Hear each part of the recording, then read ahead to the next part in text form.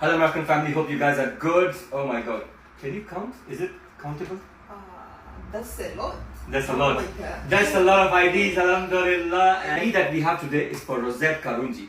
Let me tell you the story. She came to me before amnesty and she was absconded by the boss. And she said, Karim, I've gone to many places now, but I want to try you. Can you please help me and remove my abscond so I can get my own visa? I told her no. If you want me to eat your money, then okay, I'll take your money. Otherwise, I cannot take your money. Why? Because you absconded from your local sponsor and employer, and we cannot remove it unless it's a visit visa abscond. So she was, of course, sad about the fact that I couldn't help her.